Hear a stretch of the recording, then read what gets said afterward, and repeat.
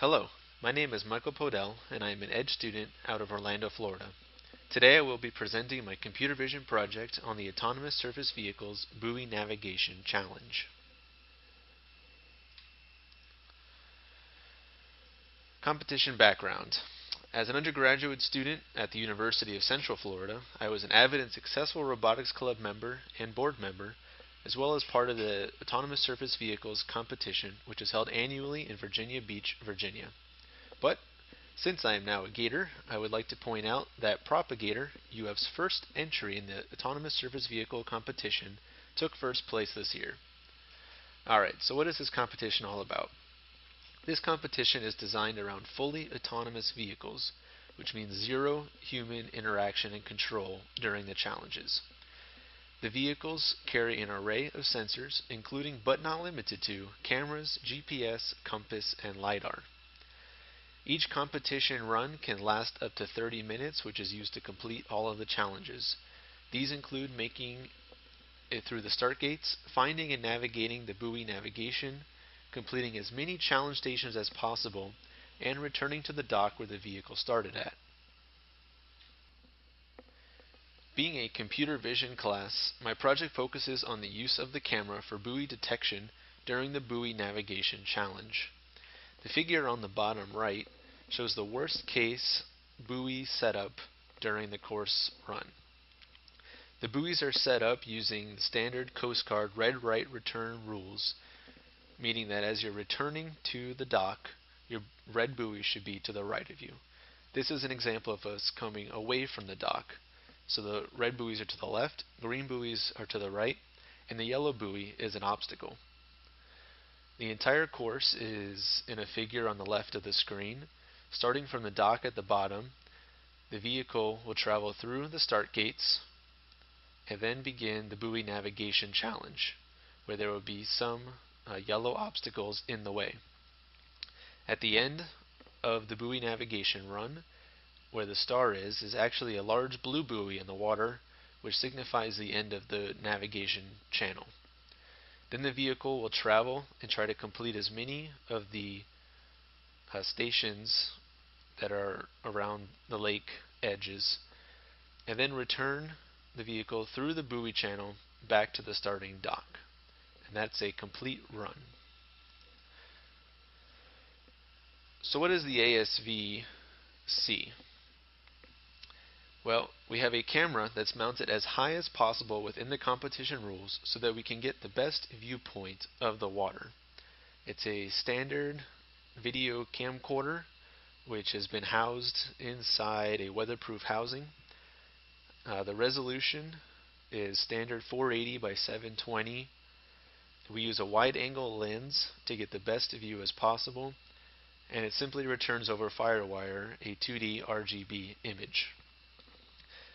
Now, as you can see by the blue arrow, obviously that objects that are towards the bottom of the screen are considered closer to the vehicle, and vice versa for objects higher up in the frame. In addition to the buoys, we have green landscape, a shoreline which is green, buildings which are red, and white tents.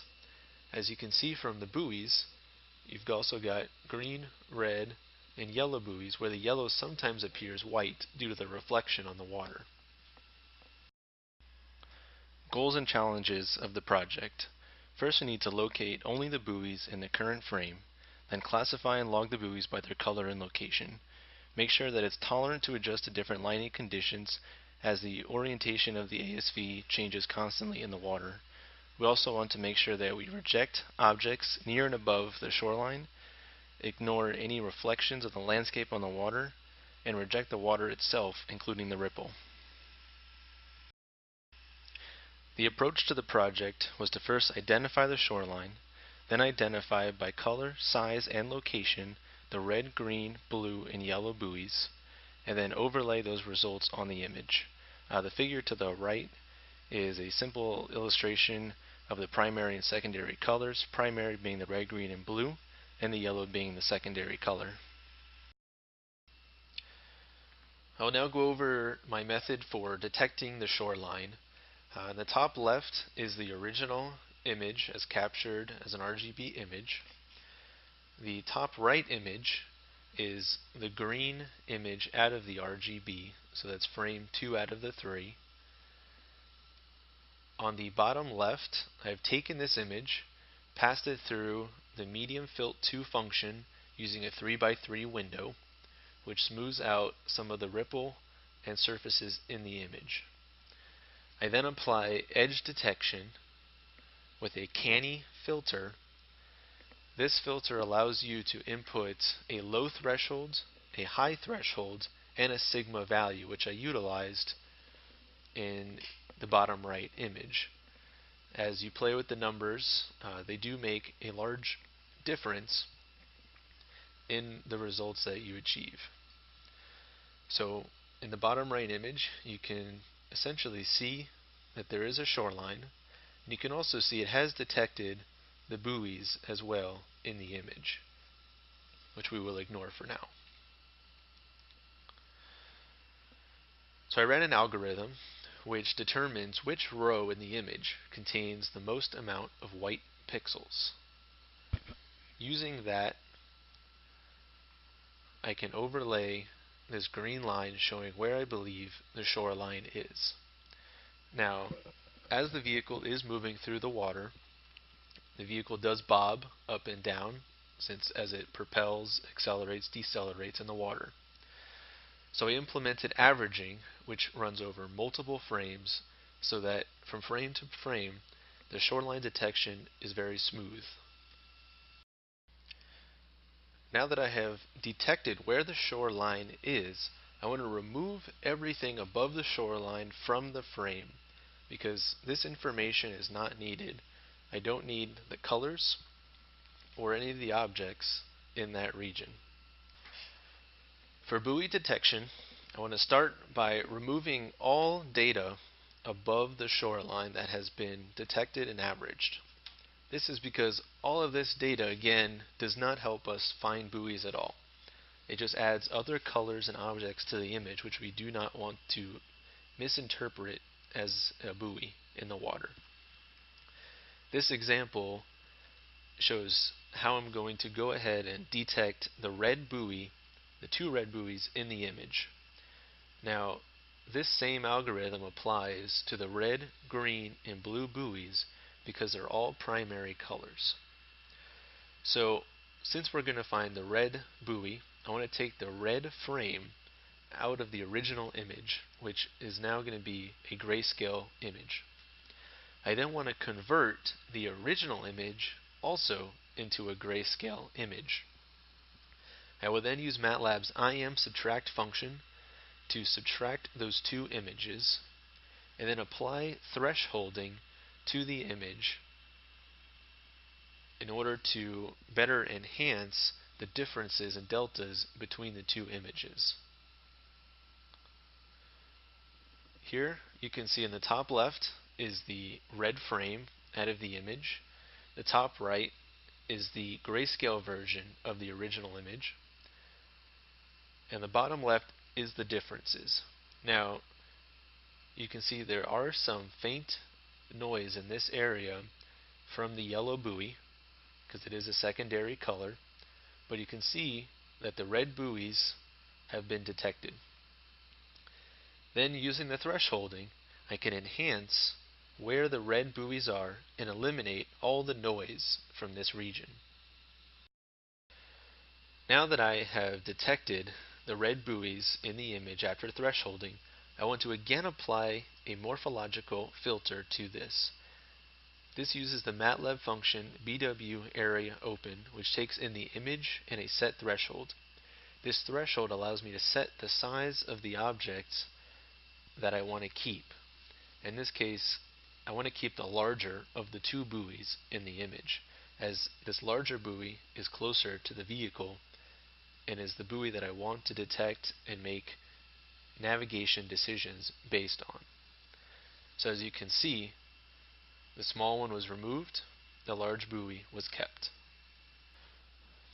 Now that we have isolated the red buoys in the object, I want to be able to label each object in the image. In this case, there's only 1 red buoy, but use the example to the right if there were actually two red buoys in the image. All background colors in the matrix will show up as a value of 0. Then it will go through and it'll cluster objects and it'll assign it a number 1 and a number 2. So in the matrix you can pull out where the objects are based on looking at 0s, 1s, 2s, etc. At this point we have detected the red buoy, isolated the red buoy, and labeled where the buoy is in the image. Now, using a MATLAB regions props function, I can give it the image and also tell it what properties I want to return from the image. I've chosen to use bounding box, which will return me the size of the object, as well as the centroid, which returns the XY position of the center of the object. The output, as seen from the MATLAB window, gives me the centroid and the bounding box, which uses a format of the upper left corner coordinates XY and the width from that location. Again, the previous examples were only for detecting red, green, and blue objects in an image. But now I also need to detect my obstacle, my yellow buoy. This is again a secondary color. In order to detect the yellow buoy, I had to do a little manipulation. From the previous slide, yellow was a union of the colors red and green. You could also say that yellow is the complement of the blue color in the primary colors. So what I decided to do was use the complement of the blue, which is yellow, and also use the complement of the original image. On the top left shows you the blue frame. The top right is a complement of the original image. I again subtract those two images so I get the image in the bottom left, and then from that I can isolate where the yellow buoy is as seen in the bottom right image. Again, I will apply the same algorithms to determine the centroid and size of the yellow buoy.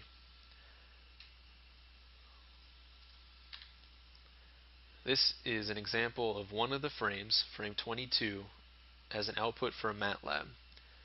Over here we're showing that there's a green shoreline that's been detected. So any data above here is ignored, as well as a couple lines below, just to reduce any additional noise.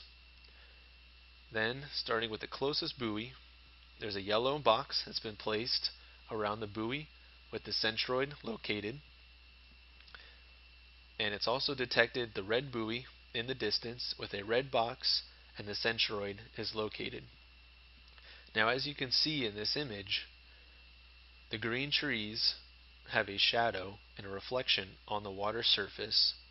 The water has its own color gradient to it, and the buoys themselves also are reflected on the water. And this is really okay. From the vehicle's perspective, it only really needs to know the width of the buoy. Exactly how high it is doesn't really help out the algorithms. By knowing the distance between this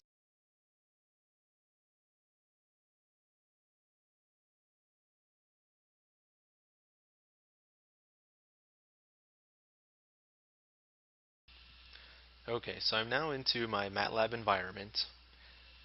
Starting out, a little background information.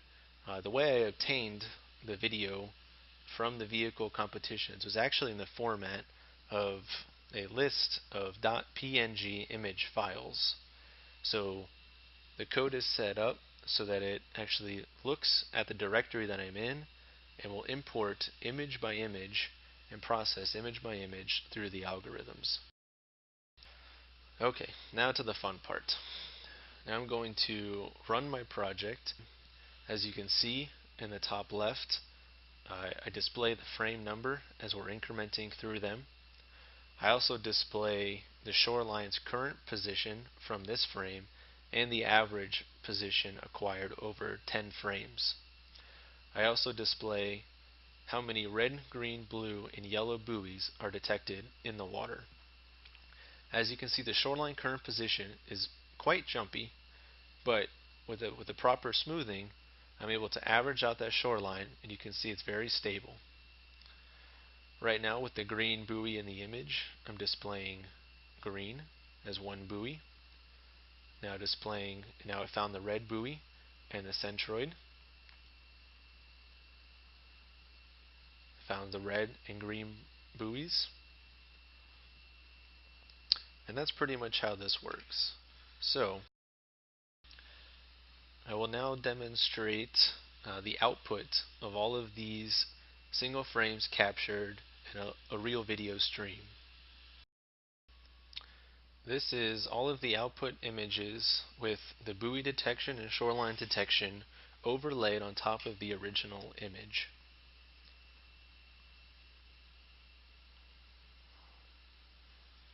This is all captured at a 5 Hz rate, which reduces the amount of processing that needs to be done on the vehicle itself during competition.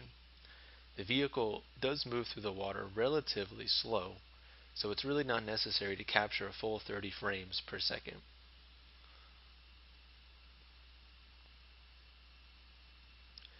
Now the vehicle is returning back to the dock, and it must return through the navigation challenge back to the dock.